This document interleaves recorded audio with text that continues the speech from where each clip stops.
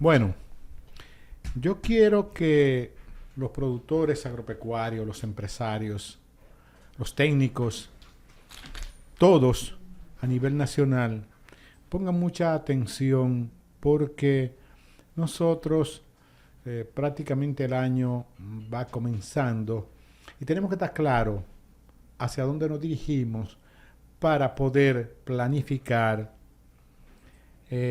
todo nuestro trabajo, eh, todo nuestras economías, porque la situación, al parecer, no viene tan suave, porque también tenemos que algunos números, algunas estadísticas, aunque vengan del Banco Central, como que no se ajustan.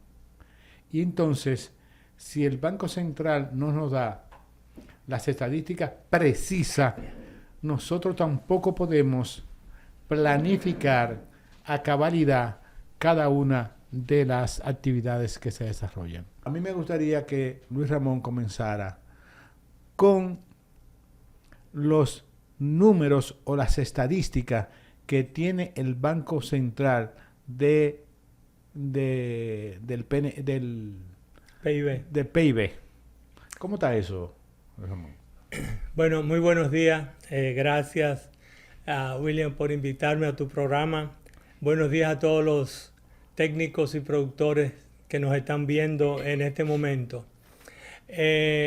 Tú me invitaste porque tiene algunas preocupaciones con relación a los números que el Banco Central en su último reporte sobre la economía de la República Dominicana ha publicado con relación al sector agropecuario. El sector agropecuario, de acuerdo al Banco Central, a los números del Banco Central, creció un 4.1% el año 2024. Y entre las razones para el crecimiento, hay un crecimiento grande en maíz, hay un crecimiento de 10% en habichuelas y hay un crecimiento de casi 18% en musáceas, digamos bananos y plátanos. Entonces, con muchísima razón, tú me llamas la atención sobre algunos de esos números. Por ejemplo, no es posible que si la siembra de habichuelas del año pasado, el 50% o más, se perdió debido al ataque terrible de la plaga del trips, de la floración de las habichuelas. Entonces las habichuelas iban a crecer un 10% con relación al año antepasado, o sea, al año pasado, al 2023. Lo mismo está con los bananos. ¿Cómo pueden los bananos crecer un porcentaje tan relativamente alto si nosotros de casi 320,000 millones de dólares que estábamos exportando, estamos llegando simplemente a cerca de 200? O sea, hemos perdido 120 millones de dólares de exportación en bananos. Entonces, yo lo que me gustaría es que la gente que nos está viendo y los técnicos y productores, amigos y relacionados, sepan primero cómo se calcula el PIB agropecuario. Lo primero es que quien recoge la data no es el Banco Central. Quien recoge los datos que se envían al Banco Central es el Ministerio de Agricultura, es Indocafé, el Departamento de Cacao, es Sin Azúcar, es Sin Tabaco. Es decir, todas las instituciones del sector agropecuario preparan un informe que es mensual y se envía al Banco Central.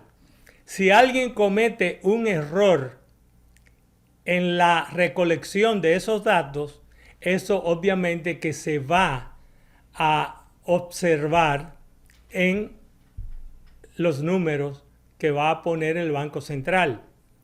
Para el sector agropecuario, la situación es la siguiente. Se utilizan 27 7 cultivos o grupos de cultivos de la parte agrícola. Ahí está el café, el cacao, el tabaco, el azúcar, el arroz, los plátanos, bananos, aguacate, mango, etcétera. Oleaginosas, tubérculos, porque hay cítricos, hay algunos que se van componiendo, ¿no? Sí. Se hacen por paquete. Perfecto. Sí, y hay que tener en cuenta que el impacto que tienen estos crecimientos o descrecimientos de esos cultivos va a depender del área que se siembra. Por eso los cultivos con mayor área como el arroz, el café, el cacao y la caña de azúcar son los que mayor impacto tienen sobre el crecimiento o no del PIB agropecuario. Entonces ahí tenemos 27 cultivos. Por el otro lado tenemos 8 productos que son de la pecuaria. Carne de res, leche, pollo, carne de pollos y huevos. Tenemos carne de cerdo y tenemos ovino caprino. Eso nosotros lo tenemos en la parte de la pecuaria. Y la parte, los últimos 3 elementos que entran dentro de los cálculos es la silvicultura, que está madera y carbón, y la piscicultura, que son todos los peces y mariscos que nosotros capturamos, ya sea en aguas frescas o en agua marina. Entonces, todos esos números, mensualmente, se envían al Banco Central. El Banco Central tiene un departamento de cuentas nacionales que, utilizando una metodología internacionalmente aprobada, entonces utilizan esos números, esa data, y con fórmulas especiales calculan el PIB agropecuario. Okay. Entonces, así es como eso se compara, ya sea enero, o sea, mes por mes, pero tiene que ser el mismo mes. Tú puedes, enero del 23 contra enero del 24, febrero, y así va. O el primer trimestre del 23 contra el primer trimestre del 24. O finalmente el año 23 completo contra el año 24. De manera que si los datos que se recogen son falsos, los números al final también son falsos, aunque vengan del Banco Central. Yo no diría falso, yo digo tienen algún error. Si tienen algún error, entonces lo que sale va a llevar el error. Y es muy fácil tener error cuando tú tienes muchas áreas donde tú no tienes agrónomos trabajando.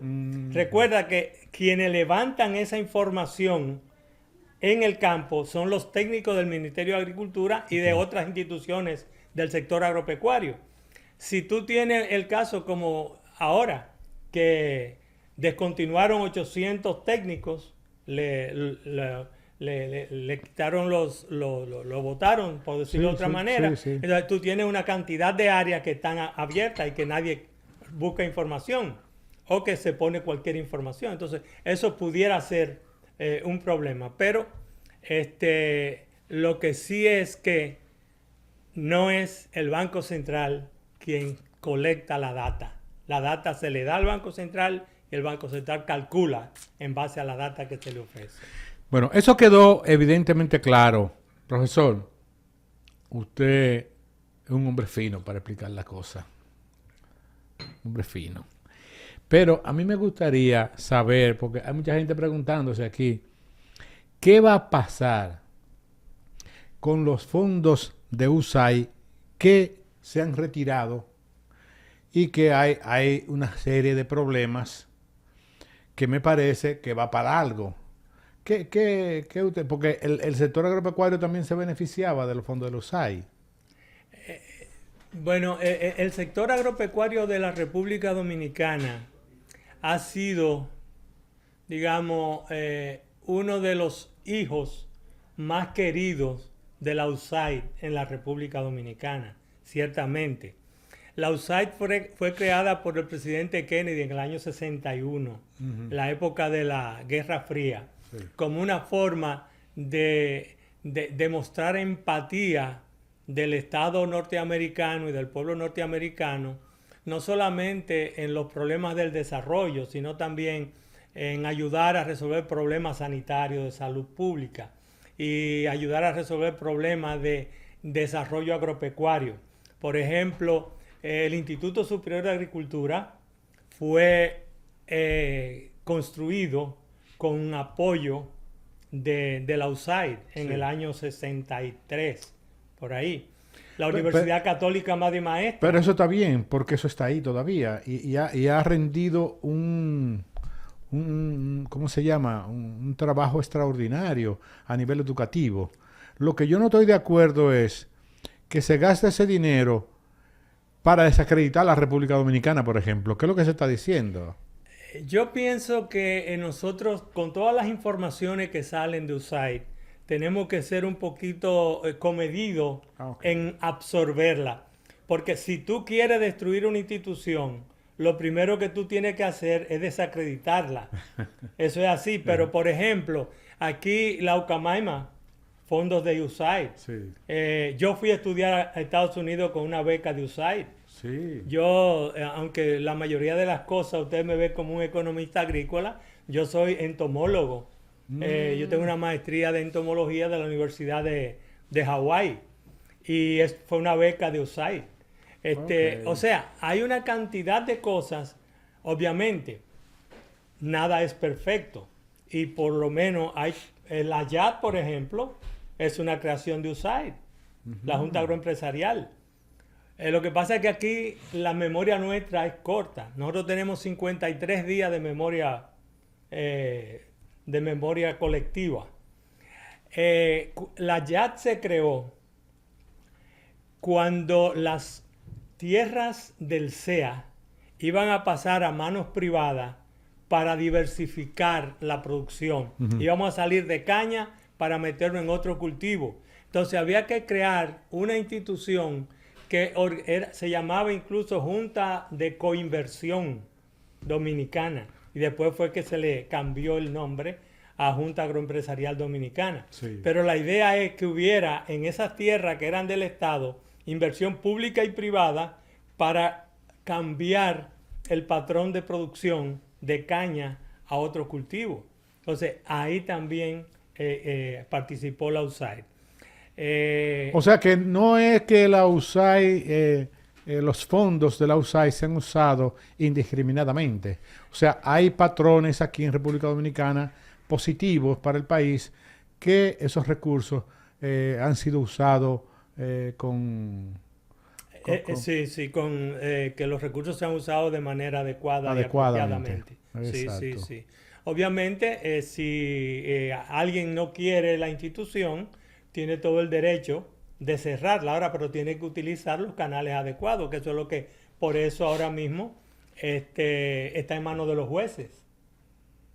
O sea, porque para tú eliminar la USAID tiene que hacerlo el Congreso de los Estados Unidos. No lo puede hacer por una orden ejecutiva.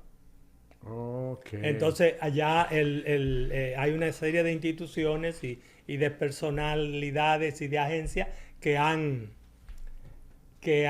demandado al Poder Ejecutivo en Estados Unidos. Ok. O sea que el sector agropecuario no va a tener cancelaciones de visa. Cancelaciones, ni va a tener ningún tipo de problema. Al contrario, porque yo quiero un cheque de la USAID también. Esto hay que evolucionar. Proletarizarlo. Sí. Yo también anhelo un cheque de USAID, sobre todo con lo que están diciendo por ahí, porque realmente son un buen dinerito. No, y tú sabes que estamos en una época donde de la posverdad, ¿no? Donde lo primero que muere es la verdad. Y después Claro. es muy difícil. El Nexus, que es el último libro de Harari, el profesor que escribió, que ha escrito muchos libros famosos, él dice que el problema de la verdad es que es muy cara y compleja de entender, mientras que la mentira es barata y cualquiera la entiende. Ya. Bueno, señores, vamos a seguir hablando y conversando con nuestro faculto, pero vamos a una pausa y en breve volvemos.